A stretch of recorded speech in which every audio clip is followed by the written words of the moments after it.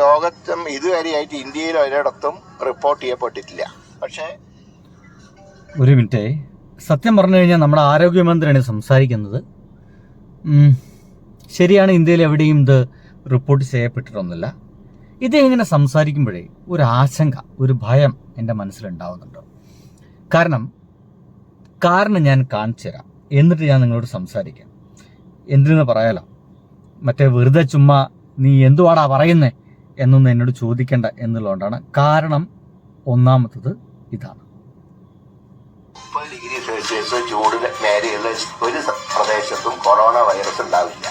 ഇത് ചൈനയിൽ നിന്ന് വന്നതാണ്. ഇവിടുത്തെ ചൂട് കിട്ടിയപ്പോൾ തന്നെ അത് തീർന്നു. അതിലാണ് സംസ്ഥാനം. അന്ന് കേരളം ഭരിക്കുന്നത് LDF ഗവൺമെൻറ്റാണ്.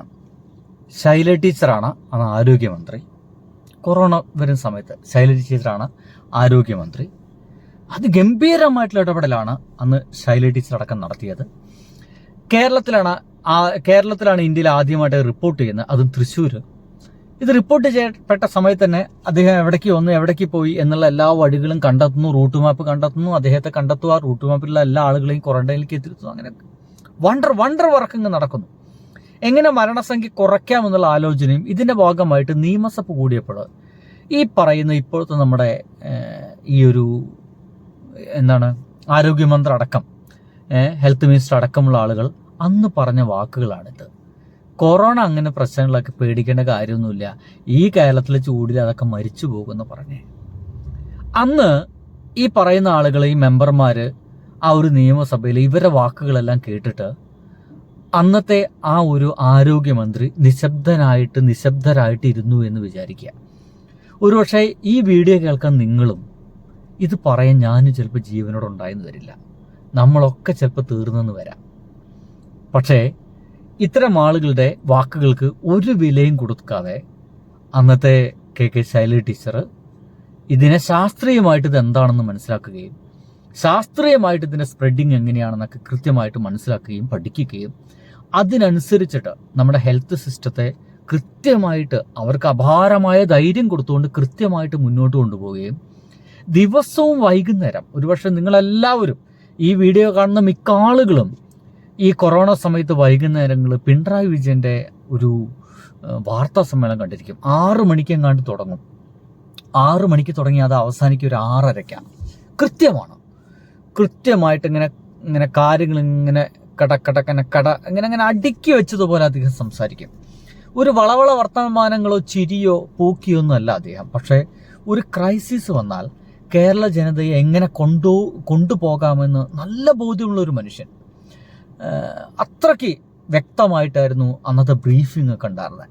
അദ്ദേഹത്തിൻ്റെ ബ്രീഫിംഗ് കഴിഞ്ഞാൽ ചിലപ്പോൾ KK ശൈല ടീച്ചറും അദ്ദേഹത്തിൻ്റെ കാര്യങ്ങളൊക്കെ ഇങ്ങനെ കൃത്യമായിട്ട് പറയും.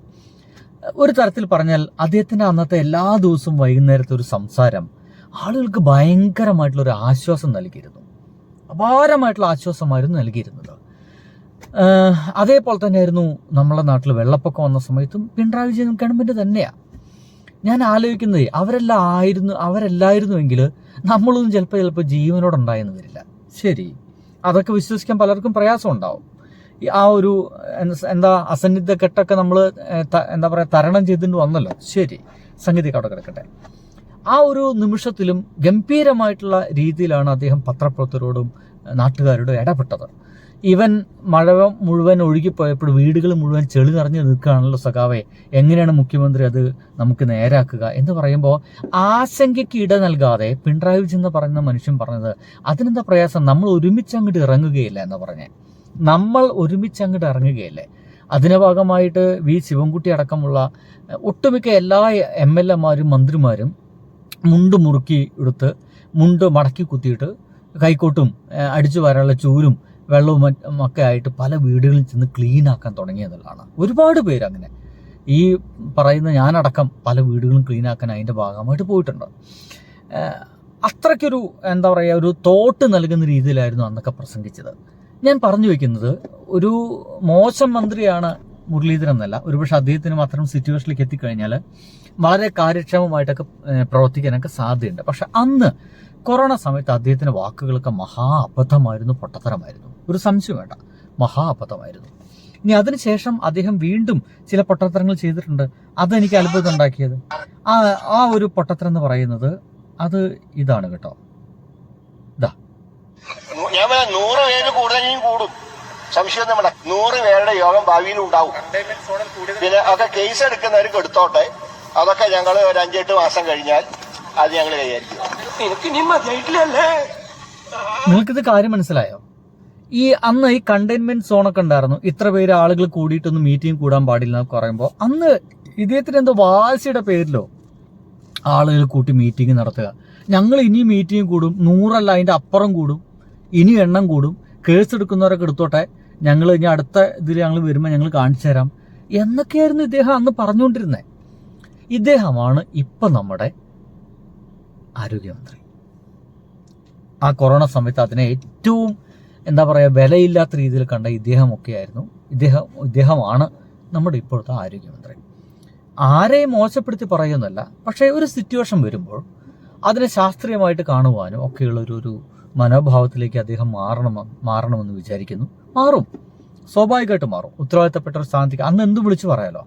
ഗാലറിയിൽ നിൽക്കുമ്പോഴേ നമുക്ക് കളി കാണുമ്പോൾ എന്തും വിളിച്ചു പറയാം. എടാ അത് അങ്ങോട്ട് തട്ടറ, അങ്ങോട്ട് പാസ് ഇട്ട് കൊടുക്കടാ, ഫോർവേഡിന് കൊടുക്കടാ, ബാക്ക്വേഡിന് ചവിട്ടറ എന്നൊക്കെ പലതും പറയാൻ സാധിക്കും. പക്ഷേ ആ കളിക്കളത്തിൽ ഇറങ്ങി കളിക്കുമ്പോഴാണ് അതിൻ്റെ ഒരു പ്രശ്നം മനസ്സിലാവുക.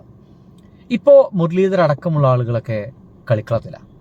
അന്ന് ശൈലി ടീച്ചറെയും നമ്മുടെ ആരോഗ്യ സിസ്റ്റത്തെയും പരിഹസിച്ച ഈ ആളുകളൊക്കെ ഇപ്പോൾ കളിക്കളത്തിലാണ്, ഇപ്പോൾ ഗാലറിയിലല്ല. നമ്മളൊക്കെ ഇനിയിപ്പോൾ വിശ്വാസമില്ലാത്ത ആളുകൾ പോലും മനസ്സൊരുക്കി ഒന്ന് പ്രാർത്ഥിക്കേണ്ടത് കേരളത്തിലൊരു പാൻഡമിക് ഇനി വരരുത് എന്നുള്ളതാണ്. മനസ്സിലാവുന്നുണ്ടോ? ബൈ.